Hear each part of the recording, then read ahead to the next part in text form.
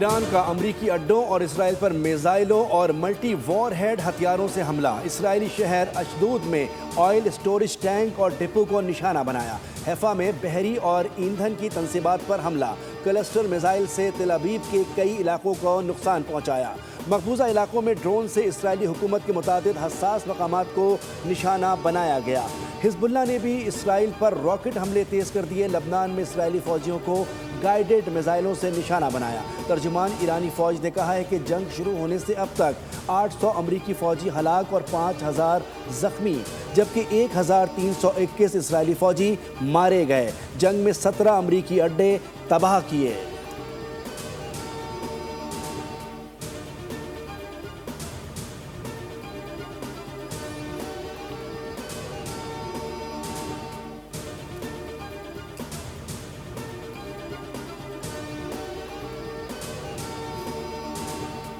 مذاکرات میں پیش رفت کے باوجود امریکہ اور اسرائیل کی جاری جاری۔ ایران کے خلاف حملوں میں مزید شدت آ گئی۔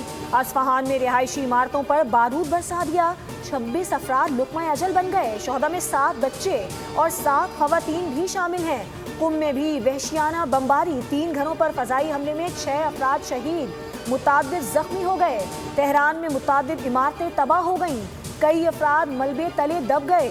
تبریز، ارومیہ، کرچ سمیت دیگر مقامات کو بھی نشانہ بنایا گیا۔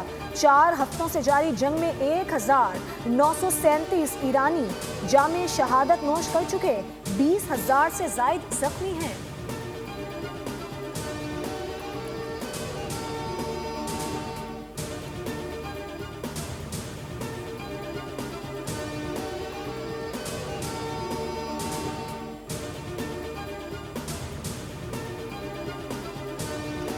امریکی نمائندہ خصوصی برائے مشرق وسطی اسٹیو وکٹوف کا امریکی کابینہ میں پاکستان کی کامیاب سفارتکاری کا اعتراف۔ پاکستان اس وقت ایران اور امریکہ کے درمیان ایک پل کا کردار ادا کر رہا ہے۔ پاکستان کے ذریعے ایران سے مضبوط اور مثبت پیغامات اور مذاکرات سامنے آئے ہیں۔ پاکستان کی سیاسی اور ملٹری ڈپلومیسی نے ثابت کیا کہ وہ عالمی امن اور استحکام کے لیے ایک ناگزیر قوت ہے۔ جرمن وزیر خارجہ یوہان واڈے نے انکشاف کیا کہ امریکہ اور ایران کے نمائندے بہت جلد پاکستان میں ملاقات کرنے جا رہے ہیں، جس کا مقصد دونوں ممالک کے درمیان کشیدگی کم کرنا اور ممکنہ مذاکرات کو آگے بڑھانا ہے۔ براہ راست ملاقات کی تیاریاں مکمل کر لی گئی ہیں اور یہ اہم ملاقات پاکستان میں متوقع ہے۔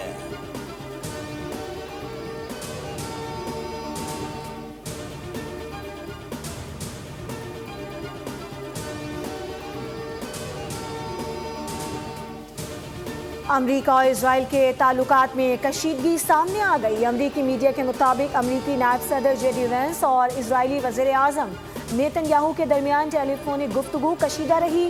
رپورٹ کے مطابق جے ڈی وینس نے نیتن یاہو کو جنگ سے پہلے کیے گئے دعوے یاد دلائے، جس میں کہا گیا تھا کہ حملہ ہوتے ہی ایران میں حکومت گر جائے گی۔ امریکی میڈیا کا کہنا ہے کہ جے ڈی وینس حکومت کی تبدیلی کے معاملے پر حقیقت پسندانہ موقف رکھتے تھے، جبکہ صدر ٹرمپ نے جنگ کے خاتمے کا مشن بھی جے ڈی وینس کو سونپ دیا ہے۔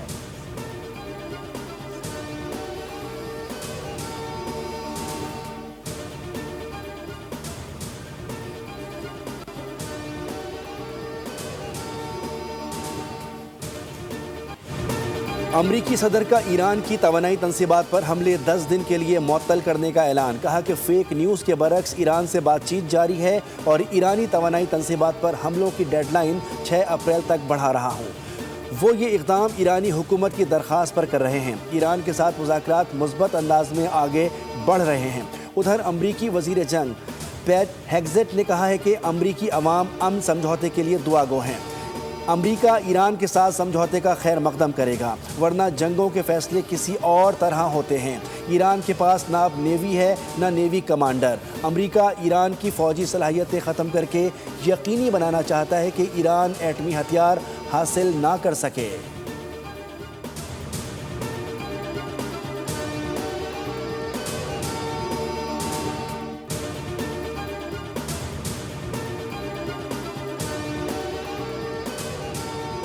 وزیر اعظم اور کویت کے ولی عہد کے درمیان ٹیلی فونک رابطہ، کویت پر ہونے والے حملوں کی مذمت، قیمتی جانوں کے ضیاع پر دلی افسوس اور تعزیت کا اظہار۔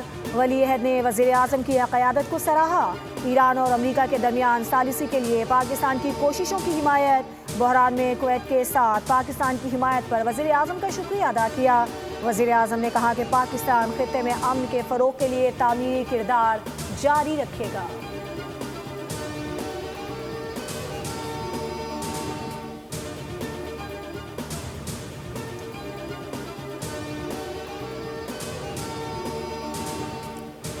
ایرانی صدر مسعود پزشکیان کا تہران میں گروسری سٹورز کا اچانک دورہ، اشیاء ضروریہ کی فراہمی اور قیمتوں کا جائزہ لیا، شہریوں سے حال احوال دریافت کیا۔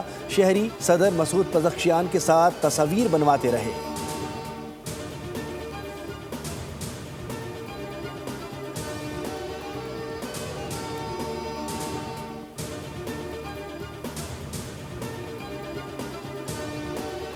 ہر چیز تباہ ہو گئی ہے مگر کوئی بھی ملک اسرائیل کا ساتھ دینے کے لیے تیار نہیں۔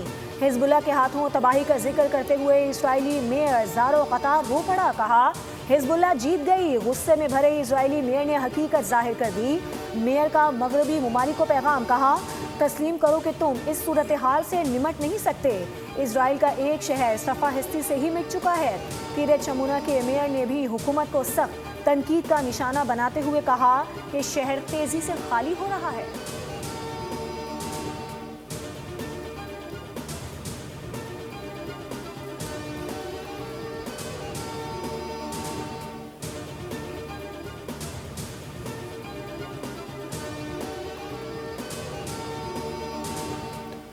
اسرائیلی فوج ٹوٹ پھوٹ کا شکار، افرادی قوت کی شدید کمی کا سامنا، آپریشنل صلاحیت متاثر ہونے کا خدشہ پیدا ہو گیا۔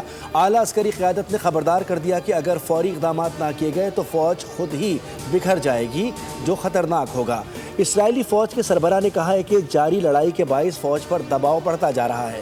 جلد ہی ایسا وقت آ سکتا ہے کہ جب وہ معمول کی ذمہ داریاں بھی پوری کرنے کے قابل نہ رہیں۔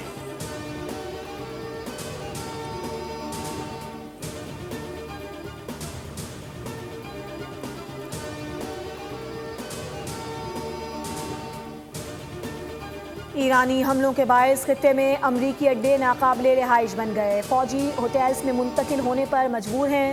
امریکی اخبار نیو یارک ٹائمز کے مطابق اس صورتحال کے بعد زمینی فوج کا بڑا حصہ عملی طور پر ریموٹ انداز میں جنگ لڑ رہا ہے، جبکہ صرف لڑاکا طیاروں کے پائلٹس اور طیاروں کی دیکھ بھال کرنے والا عملہ فوجی اڈوں پر موجود ہے۔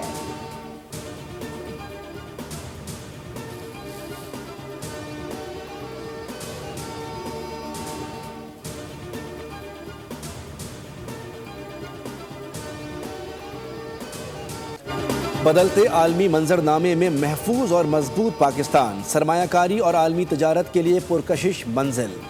نیٹ سیکیورٹی انٹرپرائزز کے ساتھ پاکستان دنیا بھر کے لیے تجارتی ہب بن گیا۔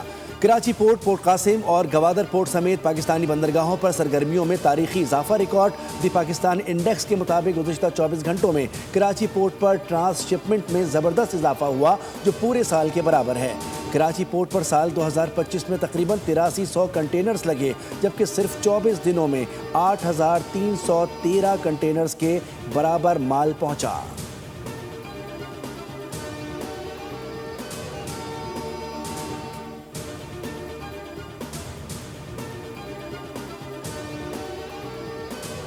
تو بڑی ہے، 70-80% بڑی ہے، 60% بڑی ہے، لیکن یہاں انہوں نے جو جیٹ فیول ہے وہ جیٹ فیول 150% سے بڑھا دیا ہے۔ مارچ تو کسی طرح جو ہے وہ نکل گیا تھا، اب انہوں نے پرائس ہے، لیکن آگے جو ہے سسٹینیبل نہیں ہے، اور وہ جو ہے اس کے لیے جو پی آئی اے کے لیے جو ہے چلنا مشکل ہو جائے گا، اس کو ان کو واپس لینا ہوگا۔ اگر وہ واپس نہیں لیں گے تو میں سمجھتا ہوں پی آئی اے نہیں چل سکے گی، بند ہو جائے گی۔ عارف حبیب گروپ کے چیئرمین نے پی آئی اے کے بارے میں انکشاف کیا ہے کہ حکومت کے جیٹ فیول پر 150% اضافے کے بعد پی آئی اے کا چلنا مشکل ہے۔ بول ویکینڈ اسپیشل میں زہیر منشا کے ساتھ گفتگو میں کہا کہ حکومت کو جیٹ فیول کے حوالے سے اپنا فیصلہ واپس لینا پڑے گا، ورنہ پی آئی اے کا چلنا مشکل ہے۔ عارف حبیب گروپ کے چیئرمین کا خصوصی انٹرویو آپ دیکھ سکیں گے اتوار کی شام 4 بجے بول نیوز پر۔